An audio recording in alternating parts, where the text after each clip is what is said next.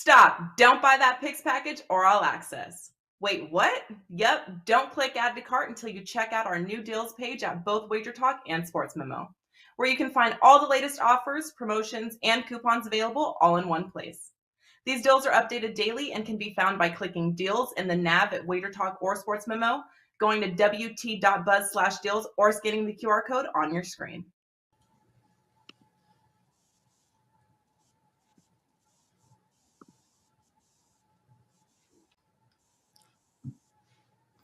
What's up, guys? It's time for tea time. Another week, another golf tournament. This week is the AT&T Byron Nelson. I'm Nick Borrman of WagerTalk.com, your host, alongside Andy Lang, co-host, as always. Here to break it all down for you this week, 1 week before the next major, the PGA Championship. So definitely looking forward to that. Andy, welcome in. How are you, my friend? What's new? What's exciting in your world? I got a good, interesting tournament this week, and of course, gearing up for the PGA Championship. So we've got quite a few big names. Be interesting to see what their motivation is, what their game plan is going into next week. I've got very strong opinions on a couple plays. That pack is already up, so it's kind of early for me to have those plays up, but a couple of them jumped off the page. Easy course. We'll get into that here in just a little bit, but there's plenty of bets out there, and if you can find a prop about the winning score, take the under. Yeah, the under. Yeah, it's, what was it, 25? I think KH Lee had last year, right? 25. When KH Lee wins a tournament at 25 under, expect low scores. Well, we only have one year of history here at this track, but yeah, definitely seems to be one of the easier ones out there. All right, let's take care of a little business before we get into the breakdown for today. As always, we have a promo code for you guys for this week's tournament pack. That code is Byron. That's BYRON, Byron 20. Save $20 off either Andy or myself's tournament pack for this week. Includes all 4 days of coverage, head-to-head matchups, daily fantasy matchups if you have those in there. And Andy usually puts a lineup in there. Leaderboard bets, best bets, of course, and any outright plays. So head over to WagerTalk.com to check that out. Definitely a good deal for this week, and we will definitely have a good one going into next week for the PGA Championship. All right, Andy, let's we always like to start off the show with our recap quickly from last week, our best bets and our worst bets from the week that was. So I'll go to you first. What was last week? We had the Wells Fargo. How did you do at the Wells Fargo last week? Bittersweet. I went 2-4, but we hit the big play of the week. So it's kind of like, if you played all the plays, you're down a little bit. If you only played the big play, you're really happy. Honestly, over the years, I have gotten killed on tournaments where bad weather pops up because it just throws your handicap completely off. So I'm not too disappointed with 2-4 and hitting the play of the week on this one. My best bet was the play of the week at CT Pan to make the cut. He's playing really consistent. He's a made cut machine. He almost did not make the cut because he was in that last group on Friday and it was coming down. The rain was coming down hard and he was just bogey, par, bogey. You see him inching closer towards that cut line. But then he weathers the storm, literally weathers the storm, makes the cut. Worst bet. I mean, Denny McCarthy over Ricky Fowler. This was one where the weather absolutely affected the bet. Denny McCarthy was ahead of Fowler the entire tournament. Sunday, Fowler, because he's so bad, gets out early and gets the better conditions. Puts a -2 on the board. Denny McCarthy goes out. All of a sudden, here comes the wind and the harder conditions. McCarthy falls, and we lose by 1. We've seen this over and over again, where those early tee times on Saturday and Sunday can really help you, or they can really hurt you with those guys have the better conditions. And that was one where Ricky Fowler had the better conditions than McCarthy, and it cost us one bet. It seems more often than not, at least lately, that the better conditions have been in the morning on the weekend. So I feel your pain there. And let me ask you a real question. How many times over the last year have you bet on CT Pan? Oh, man. Well, 2 times in a row, and that may be it. I bet against him. Right, I bet against him, but 2 weeks in a row he's cashed. So Listen, that's golf, right? As soon as you get the momentum, ride it until it bites you in the ass, and then you move on. My recap from last week was very good. I had 2 matchups. I won both of those. And I had my best bet, which I did give out on the show last week, was Rory top 20, which was a no-doubter. On Friday, he did have a crap round and ended up tied for 50th, so he made the cut, but wasn't really looking that good. Then played well over the weekend, finished in 4th place. So, or 5th place, whatever it was. So easy cash on Rory. I didn't hit the outright, but still a profitable week. 6 units overall netted as we won the 3 bets and then just won the outright selections. I did have Fitzy and Young both finished tied for 2nd, so we were close there. And that's really all I can hope for anytime we're taking the outrights is just give me a chance on Sunday. So we had a chance, didn't quite work out, but hopefully we can find that outright winner this week. All right, so let's move into the Byron Nelson for this week. As always, let's take a look at the top 10 strokes gained over the last 6 months coming in. So the Who's Hot list. Of course, you're going to expect Scotty Scheffler on top of this list. It doesn't matter that it's, not a major field. He's going to be on top of that list no matter what field we're looking at. So Scotty, world number 1. Right there on top of the list by quite a large margin over everybody except Justin Thomas, who's also been playing very, very well. Just he can't seem to get the win. It's been now over a year since the Players last that he's won, but he's in the mix seemingly every time, and his tee to green game is just very, very good. Then we got Hideki, Willie Z, who, if that guy can find a putter, look out. Sam Burns, Schauffele, Neiman, Bubba, surprisingly, in that list, Maverick McNeely, and rounded out by Dustin Johnson. So a lot of decent name players in this week, and we'll break that down here as we get into the tournament field preview and, of course, the course preview. Andy, we'll go to you first. What are some things, either on the course or the field, that we need to know about when betting this week? Well, I think this course is probably in the running for the easiest course on tour this year. If it's not the easiest, it's top 2, top 3. So they say, well, there's tree-lined fairways. It's like, yeah, kind of massive fairways. Not a lot of trees, really. They also say, well, there's water. And it's like, it's kind of some water out there. There's a lot of bunkers. They're going to shred it, though. The weather looks great. This is going to be a really, really easy test for them. It's probably John Rahm's nightmare because this probably will come down to a putting contest with some of these guys. So look for really, really low scores. I think they can get to 27 or 28 under, and look for this front 9 scoring is going to be incredible. If you go to the Craig Ranch website, they actually have pictures of all the holes and they kind of walk you through them. And my gosh, this front 9, I would not be stunned to see a -7 or even a -8 on the front 9. They've got a couple of eagle holes. So look for some really, really good scores. It's going to be fun for fantasy golf, seasonal and daily fantasy for all these low scores. And then, of course, you have the looming championship next week, and how motivated are some of the big name guys. We'll go over a couple of those, but just look for some really, really low scores. I expect a lot of guys to be having fun out there. I think you're going to see some pretty incredible shots, and yeah, it should be fun. Yeah, I mean, when trying to gauge, the difficulty of the course based on previous years, you got Gagely, like you mentioned, 25 under last year. But to really get an even better picture of how easy this thing played last year, in the first 2 rounds, so before the cut was made, that's everybody in the field, there was one single round over par, a 73. 6 rounds of 72, which is even par, and every other round over 2 days was under par. I mean, that's more telling than anything than the winning score of how easy that is. The cut was -6 last year as well. So if you don't get out here and get off to a hot start, you're going to be falling behind pretty quickly. And I wonder if there's, I haven't looked, I wonder if there's going to be a prop on, like the highest score. Usually they have like a lowest score type of thing. I'd like to see the highest score one. 1 over. I can't believe that nobody shot over 73 on the first 2 days. That's incredible. This year, you mentioned, should probably be very similar. The wind is in the 15-mile-an-hour range all week, which is pretty standard for Texas. So I don't think it's necessarily going to play that much more difficult. Maybe it stays around the same number or within a stroke or 2 here or there. I don't think it'll go too much lower just because that is a little bit of a challenge. But otherwise, I still expect it to be pretty dang low scoring just because, as you mentioned, course is wide open. I mean, the fairways are huge. The greens are huge. If there's tree lines, what are you going to put a tree line on the on either side of a river and call it, oh, good luck hitting it. I mean, it's like it doesn't really matter if you're not going to miss the fairway tree line. So I agree and echo your sentiment on the ease of the course this week.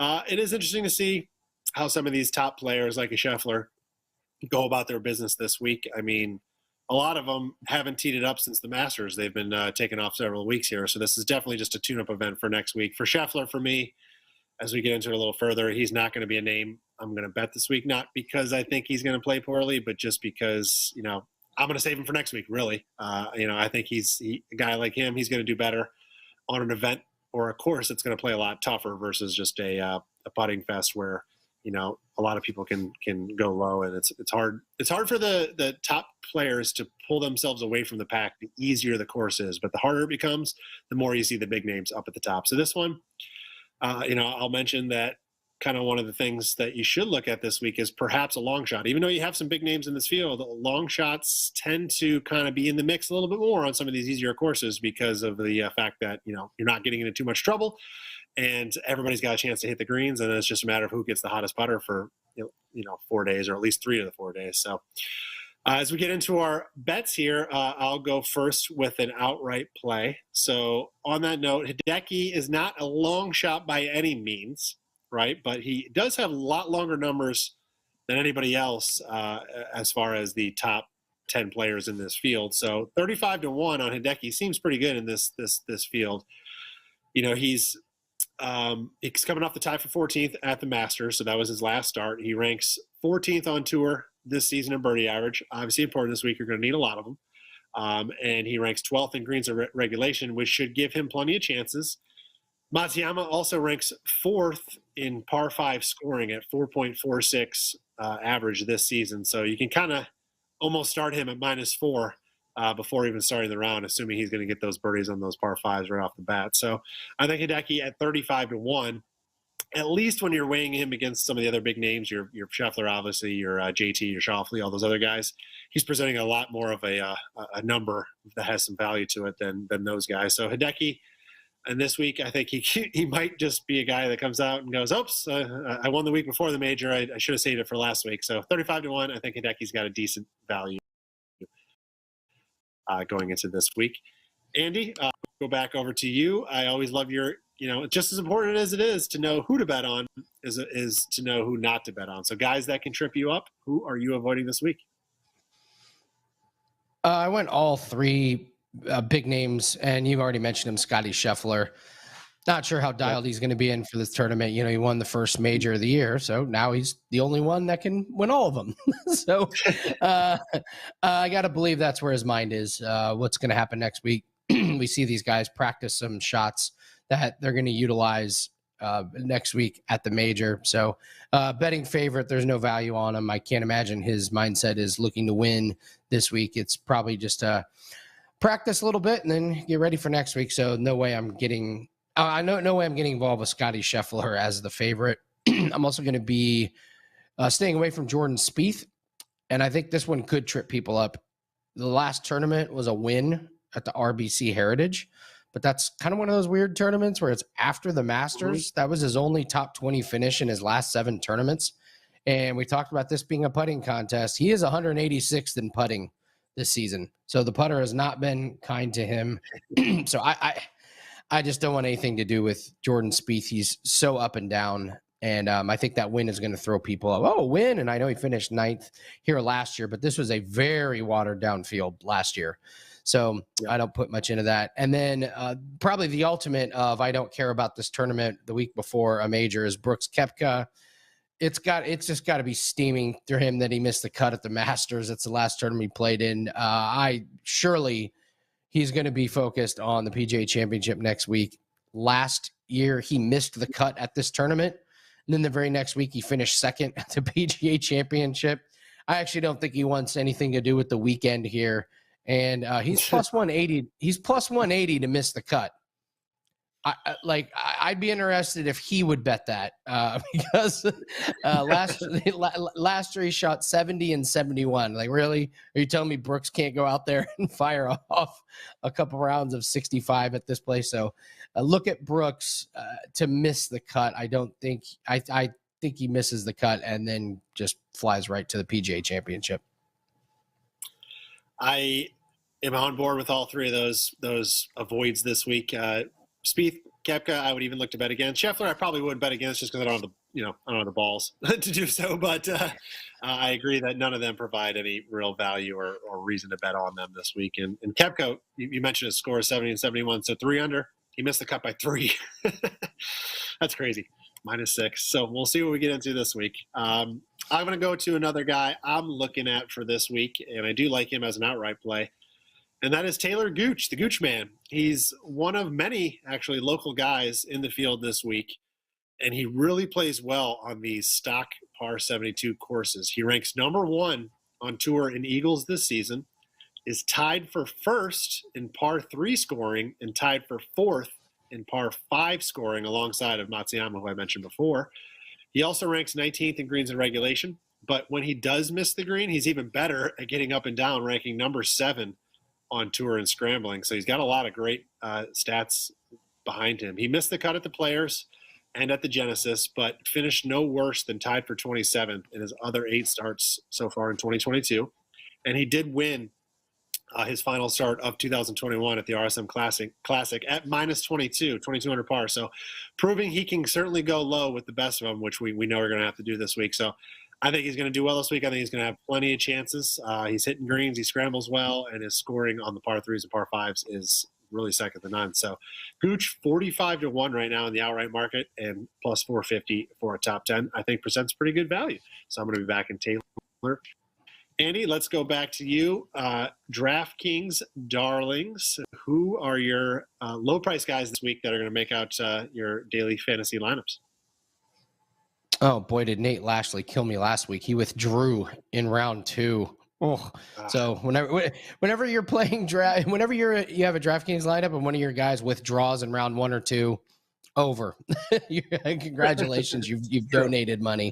So let's start with, here's a name I don't think we've done, but Dylan Fratelli. He's at 7,300. Shockingly consistent. We talked about him, how he doesn't make the cut multiple times in a row. You take out the Zurich, he's made the cut 7 tournaments in a row. So we're getting him at 7,300, and this guy has just been flying below the radar. Just another frustrating thing about the Zurich, among many things, they count that as like a real tournament. So when I was looking up most consecutive made cuts, he wasn't on the list. And I'm like, what are you talking about? He's like ahead of all these. No, missed the cut at the Zurich. So, but Dylan Fratelli at 7. Oh, it's terrible. Yeah. So Dylan Fratelli at 7,300. And then criminally undervalued Juan Sebastian Munoz at 7,600. He's made the cut 6 tournaments in a row. 4 out of his last 5 tourneys have been top 30 finishes. So you're getting a guy that's getting top 30 results, which means really good points. And if he's finishing top 30 and he's 7,600, you're getting a steal on this one. And then Maverick McNeely. I mentioned the Zurich. This one's a tough one. So he's only 7,800 this week. If you take out the Zurich, he's made the cut 13 tournaments in a row by himself. Maverick McNeely. So most consecutive cuts made is Justin Thomas right now at 19. Up next is Billy Horschel at 17. And you take out the Zurich, it's a tie between Scheffler and McNeely. So McNeely's making the cut at this rate that is incredible, and he's only 7,800. So I'm going to start my lineup with Fratelli, Munoz, and McNeely, and that leaves me more than enough money to put together some bigger names in this. So my final lineup is going to be Dylan Fratelli, Munoz, McNeely, Adam Hadwin, who's been on a really nice run, Sam Burns, whose putting numbers are great. I think that's going to go over really well this week. And you mentioned him. I mean, my gosh, if Will Zalatoris can just break into the top 100 of putting, he might be unstoppable. Unfortunately, he's 170th, but he's going to be able to hit the ball a mile. He's going to be able to hit greens. So Fratelli, Munoz, McNeely, Hadwin, Burns, Zalatoris. That's my DraftKings lineup of the week. Solid lineup. Yeah, Willie Z, He's going to win eventually, just because his ball striking is so good. So listen, you can be a bad putter and get hot for a couple days on a course you just end up liking and know the greens very well. And if you put it to 3 feet every time, well, you're going to make a few of them. So I like that lineup. Good luck to you this week there. Let's get into our best bets for the show for this week. I will mention mine first. I'm looking at another top 20. Last week I did Rory as a top 20. That was minus 150. This week I'm looking at Sam Burns, which is a plus money price, plus 120. So save for a stretch in January and February where he missed 3 straight cuts. Burns has been fantastic this season. He's got 2 wins among 10 top 20s in his other 12 starts. 2 of those were partner events with Billy Horschel. You mentioned the Zurich already, and then there was that limited field one in the fall. So scratch that off the list. But he won the Valspar at minus 17, and he won the Sanderson Farms at minus 22. While also finishing 21 under at the CJ Cup, which was a tie for 5th. So plenty of evidence there that he can go low enough to win this week, let alone just finish inside the top 20. Burns ranks number 10 in greens and regulation this year, 10 total strokes gained, 11th strokes gained approach, 7th birdie average, and he also ranks 10th in both par 3 and par 5 scoring, while ranking 7th in putting average. So there's a ton of reason to believe that he's going to hit the ball well and he's going to make a lot of the chances he gets. So I think Burns plus 120 just to get on that top 20, that second page of the leaderboard, I think is a great bet this week. So that's my best bet for the week. Andy, back over to you. Your best bet for this week is? It's very simple and very easy. It's Adam Scott over Brooks Koepka. I don't think Brooks cares about this tournament. I don't think he wants to play on the weekend. Adam Scott has only 1 missed cut this season. Brooks, it's just, what's his mindset? He's already looking forward to next week. I think he goes out and does the same thing where he shoots somewhere around 70 and 71 and misses the cut. I think Adam Scott will just ho-hum his way to a 30th or 25th place, but he'll play on the weekends. Brooks won't. So I'm just taking this thinking that Koepka's not going to be dialed in and is pretty much tuned out. He might be tuned out already on this tournament. So give me Adam Scott over Koepka. Love it. Good play there. Yeah, fade Koepka any way you can. I agree 100% there. So good luck on that best bet. As we wrap up today's show, we had a quick hitter today. We'll definitely get more involved with next week's PGA Championship. Just want to remind the listeners of the promo code for this week. We have promo code Byron20. Save $20 on either Andy or myself's tournament pack. So head over to WagerTalk.com to check that out. Of course, all our outright leaderboard matchups and daily fantasy lineups will be in those packs. And again, just get it for $19. Normally priced at $39, so save $20 using that promo code Byron20. Andy, as always, pleasure to get together and talk a little golf with you. I cannot wait for next week. We will definitely get more in depth and break down some more things for the second major of the year. Excited for that. Thank you guys for tuning in. We will see you next week. And as always, good luck with your bets.